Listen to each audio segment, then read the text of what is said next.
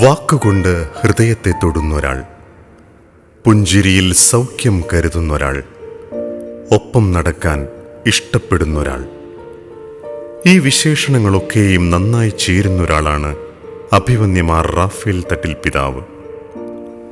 സ്നേഹത്തിൻ്റെ ഭാഷയിൽ സംസാരിക്കുകയും പുഞ്ചിരിയിലൂടെ ആശ്വാസം പകരുകയും ചെയ്യുന്നവർ ദൈവത്തിൻ്റെ കയ്യൊപ്പുള്ളവരാണെന്ന് പറഞ്ഞത് ലെബനോനിലെ കവി ഖലീൽ ജിബ്രാനാണ്.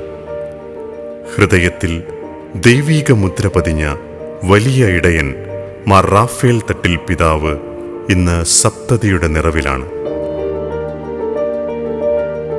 തൃശൂർ പുത്തൻപള്ളി ഇടവകയിൽ തട്ടിൽ യൗസേപ്പ് ത്രേസ്യ ദമ്പതികളുടെ 10 മക്കളിൽ ഇളയവനായി 1956 ഏപ്രിൽ 21 ചരിത്രപ്രസിദ്ധമായ തൃശൂർ പൂരത്തിന്റെ ദിവസത്തിലായിരുന്നു ജനനം.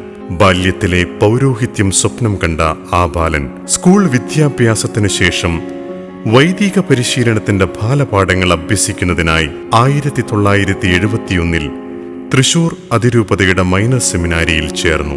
വടവാതൂർ സെന്റ് തോമസ് അപ്പസ്തോലിക് സെമിനാരിയിൽ തത്വശാസ്ത്ര ദൈവശാസ്ത്ര പഠനങ്ങൾ പൂർത്തിയാക്കിയ ശേഷം 1980 ഡിസംബർ 21 തൃശൂർ രൂപതാധ്യക്ഷൻ അഭിവന്യമാർ ജോസഫ് കുണ്ടുകുളം പിതാവിന്റെ കൈവെപ്പിലൂടെ പൗരോഹിത്യം സ്വീകരിച്ചു.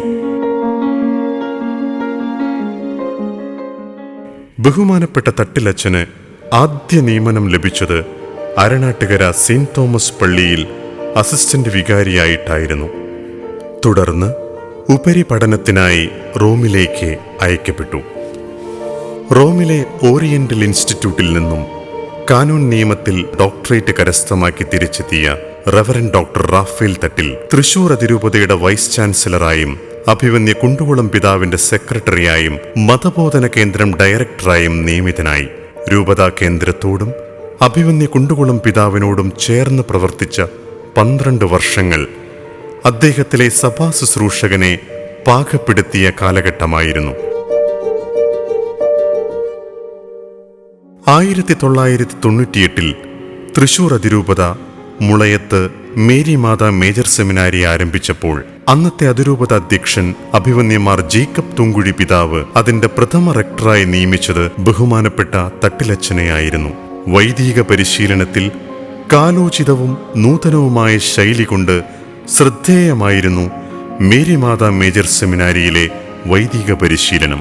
ജനമനസ്സുകളോട് എപ്പോഴും ചേർന്ന് നടക്കാൻ ഇഷ്ടപ്പെട്ടിരുന്ന തട്ടിലച്ചന്റെ അജപാലന വീക്ഷണവും വൈദിക പരിശീലനത്തെക്കുറിച്ച് നേടിയ ഉപരിപഠനത്തിലെ അറിവുകളും ഇതിന് സഹായകമായിരുന്നു. 9 വർഷത്തെ സേവനത്തിന് ശേഷം മേജർ സെമിനാരി റെക്ടറുടെ സ്ഥാനത്ത് നിന്നും മാറി തൃശൂർ അതിരൂപതയുടെ വികാരി ജനറലായി സേവനമനുഷ്ഠിക്കുമ്പോഴാണ് അതിരൂപതയുടെ സഹായമെത്രാനായി സീറോ മലബാർ മെത്രാൻ സിനഡ് തട്ടിലച്ചനെ തെരഞ്ഞെടുക്കുന്നതും പരിശുദ്ധ പിതാവ് ബെനഡിക്ട് പാപ്പയുടെ അംഗീകാരത്തോടെ നിയമിക്കുന്നതും. 2010 ഏപ്രിൽ 10 മിത്രാഭിഷേകം. വിഭജിക്കപ്പെടാനും പങ്കുവെക്കപ്പെടാനുമെന്നതായിരുന്നു അഭിവന്യമാർ റാഫേൽ തട്ടിൽ പിതാവിന്റെ ആപ്തവാക്യം. പിന്നീടങ്ങോട്ട് നമ്മൾ കാണുന്നത് സഭയെ വളർത്താൻ, ദൈവജനത്തിന് സംരക്ഷണം നൽകാൻ അത്യുദ്ധ്വാനം ചെയ്ത തട്ടിൽ പിതാവിനെയാണ്. 2014 ഇന്ത്യയിലെ നിലവിലൊരു സീറോ മലബാർ രൂപതയുടെയും ഭാഗമല്ലാത്ത പ്രദേശങ്ങളിലെ അപ്പസ്തോലിക് വിസിറ്റേറ്ററായി ഫ്രാൻസിസ് പാപ്പ തട്ടിൽ പിതാവിനെ നിയോഗിച്ചു. അക്ഷീണ പരിശ്രമത്തിന്റെയും കാര്യക്ഷമമായ റിപ്പോർട്ടിംഗിന്റെയും ഫലമായി 2017 ഫ്രാൻസിസ് പാപ്പ സീറോ മലബാർ സഭയ്ക്ക് ഭാരതം മുഴുവനും അജപാലന അധികാരം നൽകി. ഭാരതത്തിലെ മറ്റെല്ലാ മെത്രാന്മാർക്കുമായി എഴുതിയ കത്തിൽ ഫ്രാൻസിസ് മാർപ്പാപ്പ തട്ടിൽ പിതാവ് സമർപ്പിച്ച റിപ്പോർട്ടുകളെക്കുറിച്ച് പരാമർശിച്ചത് പിതാവിന്റെ കഠിനാധ്വാനത്തിന്റെ നേർസാക്ഷ്യമായി മാറി. 2017 ഷംഷാബാദ് രൂപതയുടെ പ്രഥമ മെത്രാനായി തിരഞ്ഞെടുക്കപ്പെട്ടപ്പോൾ മാർ റാഫേൽ തട്ടിൽ പിതാവ് ആ ദൗത്യം പുഞ്ചിരിയോടെ ഏറ്റെടുക്കുകയും ഒന്നുമില്ലായ്മയിൽ നിന്ന് ഒരു രൂപതയ്ക്ക് വേണ്ട അടിസ്ഥാന സൗകര്യങ്ങൾ ദീർഘവീക്ഷണത്തോടെ രൂപപ്പെടുത്തുകയും ചെയ്തു. 2023 ഡിസംബർ 7 അഭിവന്യ കർദിനാൾ മാർ ജോർജ് ആലഞ്ചേരി പിതാവ് വിരമിച്ച സാഹചര്യത്തിലാണ് 2024 ജനുവരി മാസത്തിൽ നടന്ന സീറോ മലബാർ സഭയുടെ 32ാം സിനഡിന്റെ 1ാം സമ്മേളനം അഭിവന്യ തട്ടിൽ പിതാവിനെ സീറോ മലബാർ സഭയുടെ പിതാവും തലവനുമായി തിരഞ്ഞെടുക്കുന്നത്. സിനഡിന്റെ തിരഞ്ഞെടുപ്പിന് പരിശുദ്ധ പിതാവ് ഫ്രാൻസിസ് മാർപ്പാപ്പ അംഗീകാരം നൽകിയതോടെ 2024 ജനുവരി 11 സീറോ മലബാർ സഭയുടെ 4ാമത്തെ മേജർ ആർച്ച് ബിഷപ്പായി അഭിവന്യ റാഫേൽ തട്ടിൽ പിതാവ് സ്ഥാനാരോഹിതനായി.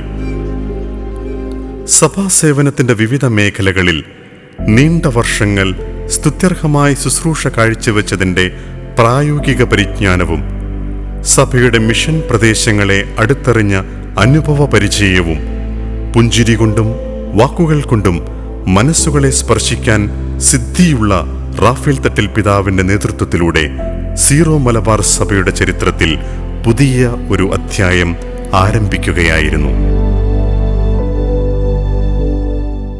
ഇന്ന് സപ്തതിയുടെ നിറവിൽ നിൽക്കുമ്പോൾ മേജർ ആർച്ച് ബിഷപ്പായി 2 വർഷവും 2 മാസവും അഭിവന്യ തട്ടിൽ പിതാവ് പൂർത്തിയാക്കിയിരിക്കുകയാണ്. ഫലപ്രദമായ പ്രവർത്തനം ലക്ഷ്യം വെച്ചുകൊണ്ട് ഷംഷാബാദ് ഉൾപ്പെടെ 12 രൂപതകളുടെ അതിർത്തികൾ പുനർനിർണയിക്കുന്നതിന് അഭിവന്യ തട്ടിൽ പിതാവ് ഷംഷാബാദ് രൂപത മെത്രാനായിരുന്നപ്പോൾ മുന്നോട്ട് വച്ച നിർദ്ദേശം പിന്നീട് മേജർ ആർച്ച് ബിഷപ്പായിരിക്കുമ്പോൾ കാനൂനികമായി നടപ്പിലാക്കാൻ കഴിഞ്ഞത് ദൈവനിയോഗമല്ലാതെ മറ്റെന്താണ്? കേരളത്തിന് പുറത്ത് 4 മെട്രോപൊളിറ്റൻ പ്രൊവിൻസുകൾ സ്ഥാപിച്ചതും അവിടെ അതിരൂപത അധ്യക്ഷന്മാരെ വാഴിച്ചതും ഈ 2 വർഷത്തിനുള്ളിൽ എല്ലാ സീറോ മലബാർ രൂപതകളിലും മേജർ ആർച്ച് ബിഷപ്പിനടുത്ത് അജപാലന സന്ദർശനം നടത്താൻ കഴിഞ്ഞതും ഗൾഫ് മേഖലകളിൽ അപ്പസ്തോലിക് വിസിറ്റേറ്ററെ നിയമിക്കാനുള്ള തന്റെ മുൻഗാമികളുടെ ദീർഘകാലമായുള്ള പരിശ്രമങ്ങളെ പൂർത്തീകരിക്കാനിടയായതും പിതാവിലൂടെ പ്രവർത്തിക്കുന്ന ദൈവകൃപയുടെ നേർസാക്ഷ്യങ്ങളാണ്. ഈ ചുരുങ്ങിയ കാലഘട്ടത്തിൽ തന്നെ സഭാ കാര്യാലയത്തിന്റെയും വിവിധ ഓഫീസുകളുടെയും നവീകരണം പൂർത്തിയാക്കാനായി എന്നതും ശ്രദ്ധേയമാണ്. സപ്തതിയുടെ നിറവിലും സീറോ മലബാർ സഭയുടെ സമഗ്ര പുരോഗതിക്കായി നൂതനമായ കർമ്മ പദ്ധതികൾ ആവിഷ്കരിക്കുന്നതിനും സഭാംഗങ്ങളെ കൂട്ടായ്മയുടെ ഹൃദയത്തിലേക്ക് നയിക്കുന്നതിനും അഭിവന്യ തട്ടിൽ പിതാവ് വിശ്രമരഹിതനായി കർമ്മനിരതനാകുന്നു. പിതാവേ, അങ്ങയുടെ ഓരോ നിമിഷവും മറ്റുള്ളവർക്കായി വിഭജിച്ച് പങ്കിട്ട സ്നേഹത്തിന് പ്രണാമം. വിശുദ്ധ യോഹന്നാൻ ശ്ലീഹായുടെ 1ാം ലേഖനത്തിൽ കാണുന്ന ആശംസ ഇന്ന് സീറോ മലബാർ സഭയും പിതാവിനെ സ്നേഹിക്കുന്ന എല്ലാവരും പിതാവിനു വേണ്ടി പ്രാർത്ഥനയാക്കുന്നു. അഭിവന്യ പിതാവേ, അങ്ങയുടെ ആത്മാവ് ക്ഷേമസ്ഥിതിയിലായിരിക്കുന്നത് പോലെ തന്നെ എല്ലാ കാര്യത്തിലും അങ്ങേക്ക് ഐശ്വര്യമുണ്ടായിരിക്കട്ടെ. അങ്ങ് എന്നും ആരോഗ്യവാനായിരിക്കട്ടെ. വാക്കുകൊണ്ട് ഹൃദയത്തെ തൊടുന്ന, പുഞ്ചിരിയിൽ സൗഖ്യം കരുതുന്ന, ഒപ്പം നടക്കാൻ ഇഷ്ടപ്പെടുന്ന പ്രിയ തട്ടിൽ പിതാവേ, അങ്ങേക്ക് ശതകോടി സപ്തതി പ്രണാമം.